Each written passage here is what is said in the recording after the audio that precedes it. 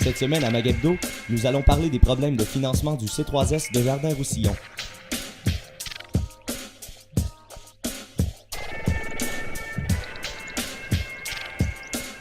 Je suis avec la mairesse de Châteauguay et préfète de la MRC de Roussillon, Madame Nathalie Simon. Bonjour Nathalie. Bonjour. Merci d'être là avec nous aujourd'hui. Plaisir. On a un problème de financement au niveau du C3S de Jardin-Roussillon.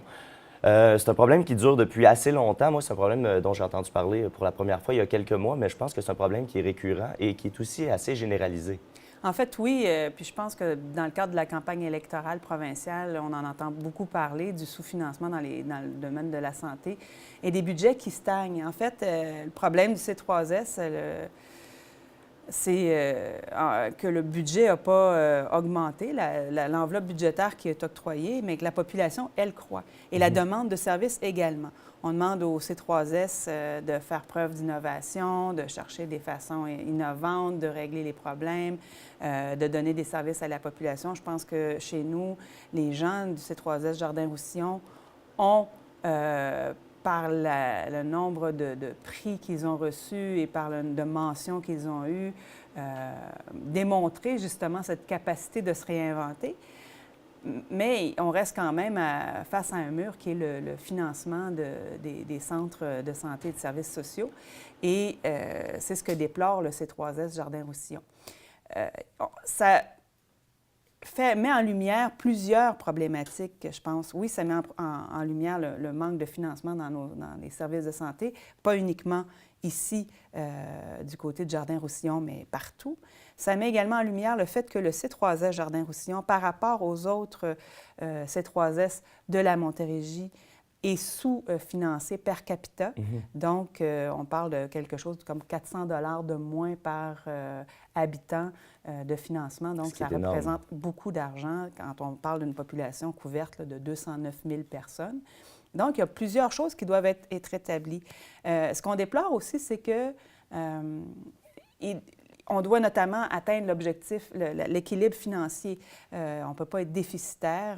C'est la même problématique pour les commissions scolaires. Donc, tout le monde doit atteindre l'équilibre financier, mais on ne peut pas arrêter de donner des services à la population. On ne peut pas dire, bien là, je dois couper dans mes urgences, je ne peux pas faire ça. Parce qu'on parle de soins incompressibles ici. Ça. On parle de soins de base, d'être soigné. C'est souvent des urgences, des besoins qui ne peuvent pas attendre. Mais non, je veux dire, quelqu'un qui a un accident, quelqu'un qui est malade doit être en mesure d'obtenir des soins de santé. On est une communauté responsable. Je pense qu'on ne peut pas arrêter. On a eu une crise à un moment donné, il y a quelques années, où on disait, bien là, quand les obstétriciens avaient atteint leur quota, on leur disait de ne plus faire d'accouchement. À un moment donné, on ne peut pas se retenir d'accoucher. C'est ça. Donc, je pense que c'est très difficile de restreindre l'accès à des soins de santé et de toujours demander à atteindre l'équilibre budgétaire. Et pour ce faire, bien, le ministère ou l'agence a des enveloppes où on donne au C3S, puis on le voit en ce moment parce que c'est la fin de l'année financière pour les C3S, donc où on les pousse parce qu'eux déplorent, disent on va arriver devant un mur, on va arriver devant un déficit, c'est chaque année la même chose. Donc, là, on a des enveloppes budgétaires puis moi, j'ai regardé l'ensemble des communiqués de presse là, un peu partout en Montérégie. Et là, tout d'un coup, les C3S reçoivent des enveloppes pour des projets spéciaux, pour ci, pour ça, donc 1,5 million, 600 000, etc. Et ça nous vient de l'Agence de santé et services sociaux. Et ça, l'Agence de santé et services sociaux, c'est ce qui fait le lien entre les C3S et le ministère. Donc, mais je pense qu'il faut... C'est la même... Moi, je pense que c'est le même appareil gouvernemental à différents niveaux. Là. Mais ce qu'il faut comprendre, c'est que ça ne résout rien de venir donner une enveloppe budgétaire pour, à la fin là, de l'exercice financier, dire, bien là, ils viennent de recevoir une enveloppe de 1,5 million pour tel projet ou tel projet. Ça permet d'arriver à atteindre un semblant d'équilibre budgétaire, mais la problématique est juste repousser, on met la poussière en dessous du tapis. Et là, c'est le jeu auquel ne veut pas s'astreindre le C3S Jardin-Roussillon, c'est-à-dire, ben oui, on pourrait faire les gentils, avoir une enveloppe budgétaire discrétionnaire et faire justement notre équilibre budgétaire, mais ça va repousser le problème à l'année prochaine et ainsi de suite. Et il ne faut pas oublier qu'il y a plein de gens de très bonne volonté qui sont bénévoles, qui donnent de leur temps à ces conseils d'administration-là, justement parce qu'ils croient à l'accessibilité de la santé pour tout le monde. Et là, on leur demande toujours de restreindre les services, on leur demande de trouver de l'argent où il n'y en a plus. Je pense que ça met juste en lumière la problématique du financement des établissements de santé ou des services, des centres de services de santé. Et il faut, à travers ce que dit aujourd'hui le C3S Jardin-Roussillon, être solidaire. Collectivement, c'est ce que les deux MRC, Roussillon et Jardin-de-Napierville, Oui, parce ont que fait. c'est ça, vous avez, avec le préfet de la MRC, M. Paul Leviot, le maire de Hemingford, vous avez décidé là, justement de lancer peut-être une petite offensive. Quel était le but de cette offensive-là? C'est d'informer les gens, de réveiller le problème, qu'on en parle davantage? En fait, c'est pour ne pas isoler le C3S et dire que la communauté est avec les gens du conseil d'administration du C3S Jardin-Roussillon. Je pense que les deux MRC, donc, qui sont les plus, en fait, du nom d'ailleurs du C3S, Jardin-Roussillon, donc les jardins de Napierville et Roussillon, je pense qu'il était important pour nous, les municipalités, de dire, bien écoutez, dans certaines petites municipalités, on a déjà coupé les services, les points de service des CLSC. Il y a beaucoup de rationalisation qui a été faite. On n'a plus de services de proximité. Les gens ont de la difficulté à avoir des services en santé, des médecins de famille. Donc, il faut se tenir en tant que communauté. Là, c'est une communauté élargie, je dirais, mais ça reste que c'est notre centre de santé et il faut être solidaire. Il faut dire, bien écoutez, s'il n'y a pas assez d'argent chez nous, on ne pourra pas continuer à offrir une qualité de soins et de santé et de services et rassurer. C'est une sécurité pour la population aussi que d'avoir un centre de santé et de services sociaux capable d'offrir les soins auxquels on a droit. Et je sais je l'ai dit depuis le début, c'est des gens qui sont innovants, des gens qui sont au service de la population, des gens qui sont présents, mais on fait face, on le voit avec les engorgements dans les urgences, on fait face à une panoplie de problématiques dans le monde de la santé. Ce n'est pas unique à chez nous, mais si on peut... Ça a été particulièrement virulent là, dans le temps des fêtes, des 300 250 d'occupation dans les hôpitaux. C'est un problème qui peut pas durer très longtemps comme ça. Et quand vous arrivez à l'agence comme ça, à la SSS de la Montérégie, qu'est-ce qu'ils vous répondent? En fait, nous, on s'est limité à épauler le C3S. C'est au C3. Nous, ce qu'on dit, c'est qu'on est solidaire, on veut que notre centre de santé et services sociaux obtienne une éthique, un traitement équitable. Donc, que ce soit l'équité en matière de financement de notre C3S, notre population, c'est la population qui a choisi de s'installer autant dans les jardins de Napierville que dans la MRC de Roussillon, a le droit d'avoir un financement de son centre de services de santé et de services sociaux à la hauteur de ce qui se fait ailleurs en Montérégie. Comme on le disait tout à l'heure, on est les avant-derniers en termes de financement sur 11 C3S. Je pense qu'il faut le regarder comme ça aussi. Je pense qu'il y a une équité. Je pense aussi qu'il faut aussi dire, pour les municipalités, c'est important parce qu'on est toujours le gouvernement le plus près de la population. Et lorsqu'il y a des problèmes, autant au niveau de la santé, autant au niveau de l'éducation, finalement, les municipalités sont toujours pris à partie pour essayer d'aider à donner des services et à faire des choses sur le terrain pour que la population ait une qualité de vie adéquate. Donc, que ce soit des aménagements urbains, que ce soit Donc, on est toujours pris à partie, on a toujours des dépenses à faire, et ça, c'est toujours les dépenses, je le rappelle, quand elle est faite par une municipalité, c'est jamais désincarné du citoyen qui habite cette municipalité-là, puisque on prend l'argent où? Toujours dans les poches des citoyens. Et ça, il faut qu'on le regarde de façon globale. On est une communauté et tout ça nous affecte. On est tous interdépendants et c'est ce que les deux MRC ont voulu faire en appuyant le C3S en disant, bien écoutez, il y a un problème d'équité en matière de financement, puis il y a un problème de financement chronique des C3S, pas uniquement celui des Jardins de Roussillon, mais le nôtre notamment, et en plus avec ce problème d'équité de financement-là. Donc, oui, nous sommes solidaires et nous allons continuer d'appuyer les démarches. Mais comme vous connaissez un peu l'appareil gouvernemental, tout ça, assez bien, Où est-ce que ça bloque? Où est-ce que le problème, étant donné que c'est un problème qui est général et qui est connu et que tout le monde, ça a été prouvé là, plusieurs fois là, par plusieurs études, plusieurs statistiques, comment ça se fait qu'il ne se passe rien encore? Est-ce que c'est la lourdeur de l'appareil gouvernemental qui fait en sorte que ça ne débloque pas? Est-ce que c'est les élections qui font en sorte que tout est gelé en ce moment? Ou... Non, moi, je pense que c'est des trucs qui sont chroniques. On le voit, puis peu importe les gouvernements qui se succèdent, les problèmes de financement sont chroniques. On est pris, je dirais, toujours avec des politiques d'accessibilité universelle qui ont un coût. Je pense qu'effectivement aussi, il y a peut-être le problème est multiple et ça dans plusieurs sphères gouvernementales. Donc, je pense qu'il faut revoir nos façons de faire. Je pense qu'on a des machines gouvernementales, puis c'est aussi vrai dans les municipalités, qui sont lourdes à gérer, peu rapides. C'est vrai, imaginez, pour faire un tour de roue, c'est très long dans le monde municipal. Alors, imaginez dans le monde provincial et ensuite dans le monde fédéral. Donc, il y a une lourdeur administrative, bureaucratique. Il y a beaucoup d'argent. Je pense qu'on doit faire un ménage, mais c'est pas populaire de faire le ménage. Puis c'est pas populaire non plus de dire, bon, on va...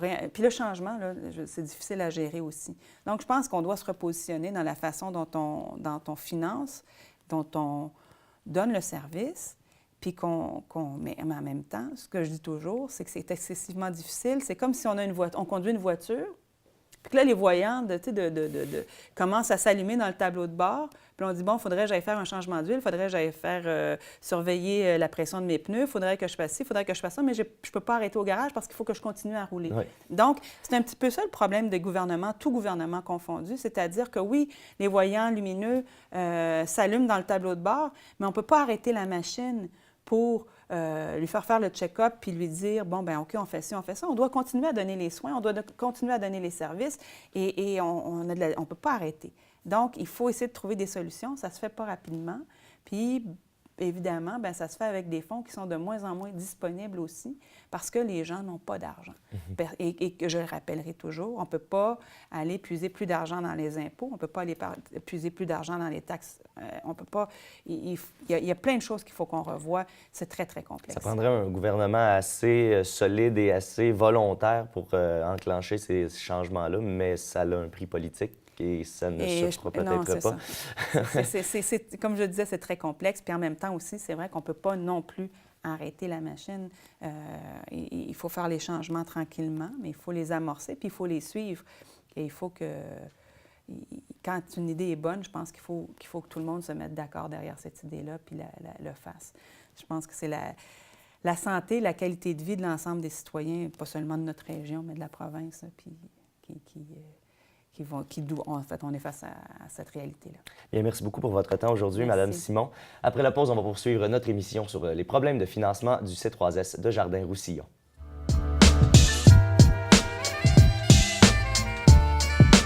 Je suis avec la présidente du CA, du C3S de Jardin-Roussillon, Mme Sylvie Gaudreault. Merci beaucoup d'être avec nous aujourd'hui. Ça fait plaisir. De l'intérieur, comment est-ce qu'on vit ce problème-là au C3S de Jardin-Roussillon? On aimerait savoir le point de vue à l'intérieur. Est-ce que le cours des choses est affecté pour l'instant ou est-ce qu'on est capable de continuer les activités normales au C3S? Vous parlez certainement de notre déficit qu'on a annoncé. Oui. Et donc, dans ce cadre-là, effectivement, c'est très difficile pour tout le personnel, les médecins, les bénévoles, parce qu'on a aussi beaucoup de bénévoles. Tous les gens à l'interne et pas juste à l'hôpital. On a quand même 14 sites sur le territoire. On regroupe 24 villes, 200 000 de population. Et donc, à ce juste titre-là, c'est tout un groupe de personnes. On est 2700 employés ou tout près ou tout plus. Et donc, tous ces gens-là, actuellement, sont effectivement affectés par les mesures de redressement qu'on a mis en place. Je ne vous cacherai pas qu'on n'est pas... On n'est pas content de devoir faire des mesures de redressement, mais malheureusement, la loi nous oblige et je crois qu'il faut y croire à ça. Je crois que comme citoyen, moi, j'aime bien que les finances publiques soient à l'ordre et je crois fondamentalement au redressement, à l'équilibre budgétaire. On a une loi expressément sur ça dans la santé et donc on y croit fondamentalement, sauf que cette année, particulièrement, on a des difficultés à atteindre notre objectif de déficit, même si depuis 9 ans, on l'atteint, notre équilibre budgétaire. Cette année, particulièrement, c'est beaucoup plus difficile. Et d'ailleurs, vous en aviez déjà fait part à l'Agence de santé et services sociaux il y a quelques années de cela? Oui, en fait, on fait un plan stratégique. La loi nous oblige à faire un plan stratégique. Alors, dès 2010, on décriait où est-ce qu'on allait arriver en 2013 ou quelque part. C'est tellement vrai, même ce plan stratégique-là était 2010 de mémoire, 2015 ou 2017, je ne me rappelle plus l'année de terminaison, qu'on l'a révisé en 2013 parce qu'on voyait qu'on allait atteindre beaucoup plus rapidement qu'on pensait les objectifs. Et c'est le cas. En 2013, on a constaté que notre plan stratégique, là, qu'il y avait vraiment matière à s'y mettre. Maintenant, on ne pouvait plus attendre la fin même de ce plan-là. Et quand on a vu ça et qu'on a vu que l'année 2013 allait être difficile, 2013-2014, chez nous, ça finit le 31 mars, on a donné un mandat à la direction générale et à toute l'équipe du C3S de faire une démarche constructive, de voir où est-ce qu'on en était puis pourquoi on en était là. Alors, on a effectivement approuvé au mois d'octobre ce qu'on appelle, nous, notre rapport d'accessibilité, la population en quête d'accessibilité au C3S Jardin-Roussillon, où est-ce qu'on démontre, hors de tout doute, qu'effectivement, on a des difficultés à atteindre nos objectifs, puis on peut plus rendre les mêmes services à la clientèle qu'on rendait. On a, dans ce rapport-là, notamment, été capable de mettre le doigt sur le grand enjeu qui est dans notre territoire, qui est ce qu'on appelle l'inéquité intra-régionale. Ça m'amène à vous expliquer c'est quoi l'inéquité intra-régionale. C'est, dans le fond, c'est les impôts des citoyens au Québec sont distribués en santé, dans toutes sortes d'enveloppes. Et on est capable de mesurer dans ce champ-là combien chaque citoyen a en santé au Québec. Okay. Et on est capable de se comparer entre les régions du Québec et aussi dans les territoires de la Montérégie. C'est à ce moment-là que vous avez constaté qu'il y avait un écart quand même assez important entre les gens affiliés au C3S de Jardin-Roussillon par rapport aux autres de la Montérégie. Exactement, parce que vous savez, on a aussi un autre débat qui est l'inéquité interrégionale. Depuis une bonne quinzaine d'années. Vous savez, ça fait longtemps que je suis impliquée en santé, ça fait près de 25 ans. Et dont 10 ans dans un C3S qui est l'origine là, des C3S. Et dans ce contexte-là, donc, on a déjà décrié notre inéquité interrégionale. Le gouvernement l'a reconnu et a fait sa part là-dedans. On est passé de 150 millions à Montérégie d'inéquité interrégionale avec les autres régions du Québec à 95 millions. Et je remercie le ministère parce que même cette année, il y en a encore ajouté. Okay. Sauf que ce n'est pas au ministère que ça se passe. C'est quand l'agence reçoit les sommes ou les programmes dont il doit affecter les budgets. C'est quand ça se redistribue dans les 11 C3S de la Montérégie. C'est là que nous, on décrit, qu'on dit qu'en Montérégie, le per capita moyen est à 1 200. Le groupe comparable à nous est autour de 1 300, 1 500, quand on se compare avec des C3S de la même grosseur, parce qu'on n'a pas tous la même grosseur.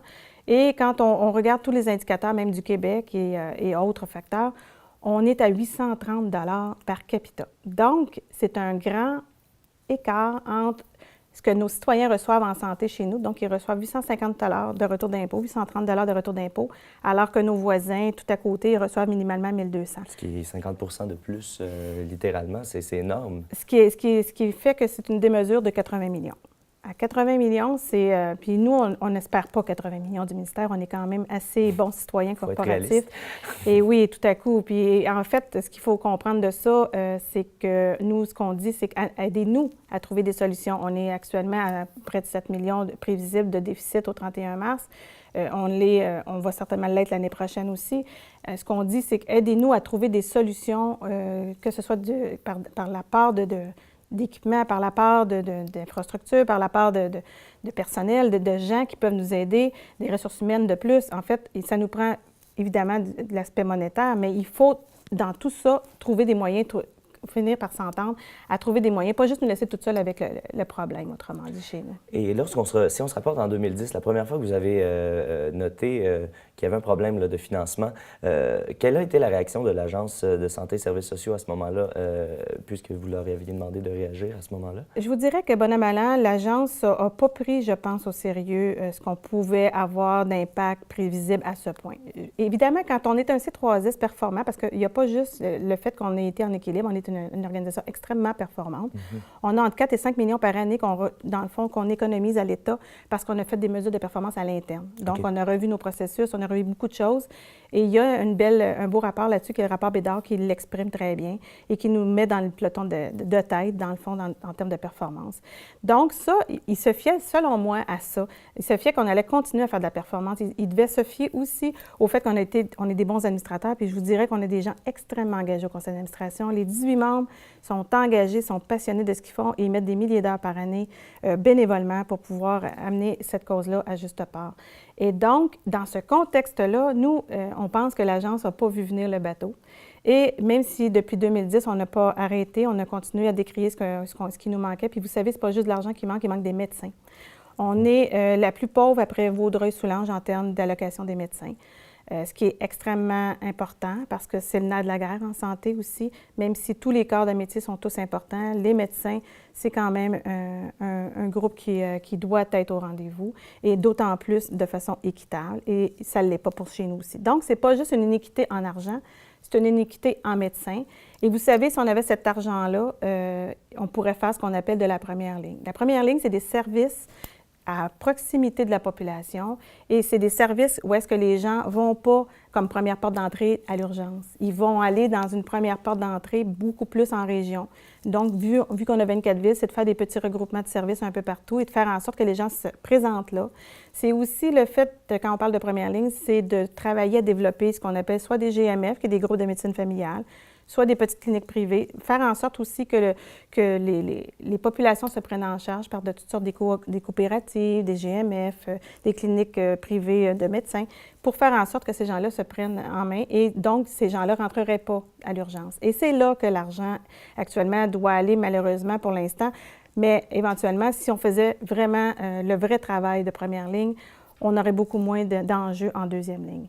On en aurait, mais on ne serait pas, comme on est là, à l'urgence, à du 252 %. Et ça doit occasionner des frais plus importants de se présenter à l'urgence que de travailler en prévention, du moins un peu plus en amont oui. dans le point de vue de la santé. Alors, ce n'est pas une des mesures qui sont nécessairement coûteuses, au contraire, qui pourraient être avantageuses au point de vue économique également. Tout à fait. Puis en même temps, quand je suis rentrée dans le monde de la santé au début, c'était les premières classes qu'ils nous faisaient. Puis c'est le portrait que je vais vous donner qui est simple à comprendre. Ça coûte 100 000 avoir quelqu'un dans un lit d'hôpital à l'urgence. Ça en coûte 60 000 l'avoir en centre d'hébergement. Et ça coûtait bon an mal an 40 000 à l'époque quand on nous expliquait ça, les maintenir à domicile. Alors, faites un calcul rapide de combien de gens on peut servir. C'est du 2 pour 1 entre l'urgence et à domicile, d'une part. D'autre part, ce qu'il faut aussi comprendre, les gens souhaitent terminer leur vie à domicile. Ils ne veulent pas terminer leur vie à l'hôpital. Encore moins en centre d'hébergement, même si c'est des beaux endroits quand même. Mais en même temps, on n'a pas ce levier-là à cause qu'on n'a pas l'argent dans notre région pour développer notre première ligne, bien, de faire en sorte qu'on ait ce qu'il faut là, en première ligne pour aider les gens tout près de chez eux, dans leur milieu de vie. Et vous savez, quand on garde les gens dans leur milieu de vie, on les garde en vie plus longtemps. Et en santé plus longtemps. Et en santé et en vie plus longtemps. Ces gens-là sont mobilisés, sont dans leur milieu, sont avec les gens qu'ils aiment. C'est là qu'il faut les soigner. Mais en même temps, on n'a pas actuellement d'écoute, on pourrait le dire comme ça, ou de réceptivité quant à nos constats. Et c'est ça qui est difficile. Mais là, vous êtes revenu à la charge là, récemment avec plusieurs communiqués de presse, plusieurs sorties, justement pour dénoncer ce que vous appelez l'inaction de l'Agence de santé et services sociaux de la Montérégie. Par contre, j'imagine que vous êtes en communication avec eux. Comment est-ce qu'ils réagissent à ça? C'est quoi leur réponse? Parce que pour spécifier aux spectateurs, on a essayé de contacter l'Agence de santé et services sociaux de la Montérégie, mais ils nous ont expliqué qu'il y avait un enquêteur qui était en train de faire son travail au C3S de Jardin-Roussillon, ce qui fait en sorte que d'ici la fin de son travail, au mois d'août, il n'accorde aucune entrevue. Alors, ils ne pourront pas être avec nous aujourd'hui pour se défendre. Mais de votre point de vue, donc, cette histoire d'enquêteur-là, comment ça fonctionne? En fait, ce qu'il faut voir, c'est que l'enquêteur est chez nous pour venir voir si les normes sont respectées, s'il y a de la conformité un peu dans l'organisation, pas un peu, s'il y a de la conformité dans l'organisation et s'il y a quelque chose, évidemment, de le rapporter à l'agence. Il est l'enquêteur en lien avec le PDG de l'agence. À toutes les semaines, il peut en faire rapport verbalement. À nous, il n'est pas tenu d'en faire. À la toute fin, nous, on s'attend à avoir un rapport ou bien avant, s'il juge qu'il y a une pertinence de faire une autre démarche. Et la démarche, je pourrais vous l'expliquer, qui pourrait s'en suivre, c'est qu'il découvre quelque chose dans l'organisation qui est en non-conformité et qui décide de nous mettre en tutelle, ce qui est une possibilité. OK. Ça peut aller jusque-là. Ça peut aller jusque-là. La loi le prévoit. En fait, il y a 3 niveaux dans la loi que c'est prévu. Il peut l'agence nous aider en nous proposant un accompagnateur. Dans un deuxième niveau, il nous envoie un enquêteur. Le PDG a choisi de nous envoyer plutôt un enquêteur. Et on a tenté d'avoir un accompagnateur avant les fêtes, mais pour toutes sortes de considérations, ça n'a pas fonctionné. Donc, on s'est retrouvés en situation, dès janvier, d'avoir un enquêteur là, à brûle-pourpoint dans nos bureaux, en fait, au début février. Et donc, le monsieur va être là jusqu'au 31 août. Il va faire enquête sur la conformité de ce qu'on a et aussi de la plausibilité de notre plan de redressement. La loi nous a obligés, effectivement, à déposer un plan de redressement quand on a vu qu'on était en situation déficitaire. On a fait ça, le membre de conseil d'administration a fait ça. Et ce plan-là, il est audacieux, je ne vous le cacherai pas. Il va beaucoup par des mesures de performance et on est déjà extrêmement performant. Et le danger de ça, effectivement, c'est que les mesures ne soient pas réalistes ou bien réalisables. Et nous, on a prétention de penser qu'on est encore capable d'en faire un bout de chemin là-dedans. On n'a pas la prétention que ça règle tout, mais en même temps, il faut comprendre que quand on a dénoncé la situation de déficit, on avait très peu de temps pour déposer un plan de redressement. Au passage, c'est sûr qu'on n'a pas pu consulter tout le monde qu'on voulait. Donc, en décembre, le conseil d'administration a été quand même assez responsable de refuser le plan de redressement pour laisser le temps qu'on consulte certaines instances. Ce qui a été fait, on a donc représenté le plan de redressement en janvier. Il a été autorisé parce que la loi nous oblige à aussi accepter un plan de redressement et à mettre des mesures en marche. Et mais jusqu'à un certain point, de vouloir être plus performant, ça a sa limite. Oui. Jusqu'à un certain point, croyez-vous que c'est quelque chose qui serait suffisant ou ça va vraiment prendre de la réorganisation Écoutez, majeure? Ça va passer par toutes sortes certainement d'autres considérations éventuellement, mais fondamentalement, nous, on pense que si on avait l'argent minimal pour opérer, on n'en serait même pas là. Okay. Vous savez, quand on peut comparer ça avec un autre C3S de la Montérégie, qui a 3 000 de population que nous, il y a 1 000 employés de plus et tout près de 30-40 millions de plus que nous de budget. Alors, quand on se compare des pommes avec des pommes, puis ça pourrait être une vérification, là, on se dit, bien, on est capable de faire nos efforts, puis on l'a toujours fait. Et depuis qu'on a construit ce C3S-là il y a 10 ans, les gens ont mis la main à la roue depuis le début et on est hautement performant. On a même été choisi parmi les 3 projets pilotes du ministère en projet Lean et on atteint nos objectifs de Lean. Donc, ça veut dire qu'on va chercher encore plus de performance avec cette nouvelle méthode de révision des processus. Et malgré tout ça, force est de constater qu'on met énormément de pression sur l'organisation. Quand on fait du redressement que par des mesures de performance, on est à risque. On est à risque de brûler notre personnel. On est aussi à risque de faire des manœuvres qui pourraient mettre, dans le fond, les soins de services de santé en péril. En péril, oui, il faudrait le dire comme ça. Puis même si on est une organisation qui tient mordicus à la qualité et à la sécurité, force est de constater que l'erreur est humaine et que les gens à qui on met beaucoup de pression comme c'est là, à un moment donné, il va se passer quelque chose qui va être malheureusement irréparable. Et pour vous, ce serait quoi une piste de solution? Madame Simon, un peu plus tôt, nous parlait que ça prendrait pratiquement une refonte ou du moins une décision peut-être audacieuse d'un des gouvernements en place. Semblait d'ailleurs peu optimiste de ce point de vue-là. Selon vous, qu'est-ce qui pourrait se passer, qui pourrait arranger cette situation-là? Sans être une experte, puis je ne le prétendrai pas, même si j'ai beaucoup d'expérience en bénévolat dans la santé, je ne suis pas quand même une experte du réseau. Mais ce que je peux voir à vue de nez comme ça, c'est que le gouvernement va devoir faire des choix. Il ne peut pas nous dire vous n'avez pas le droit de couper dans les services. Il nous dit ça. En même temps qu'il nous dit vous devez donner des soins jusqu'au maximum des ressources financières que vous avez. On fait quoi à l'urgence? À 10 heures, on fait comme le privé, on ferme la porte puis on dit vous reviendrez demain matin? Est-ce que c'est ça la solution? Moi, je pense que non. Moi, je pense qu'il faut que le gouvernement voit vraiment les avenues de mieux réorganiser toute la première ligne. Et je vous dirais que le ministre en poste actuellement a cette vision-là. Quand on parle d'assurance autonomie, c'en est une partie, ça ne l'est pas tout, là, mais ça en est une partie. Et quand on va faire une meilleure première ligne, on va désengorger la deuxième, puis avec la même argent, on va en faire plus. Mais on n'a pas les leviers en première ligne. Et en même temps, dans la première ligne, il faut revoir les services, mais il faut revoir les services en deuxième ligne, il faut les revoir tout partout. Et il faut que le gouvernement ait le courage de dire il y a des choses qu'on ne fera plus ou des choses qu'on fera. Et de ne pas mettre, comme on est, là, une organisation aussi à risque qu'on est maintenant.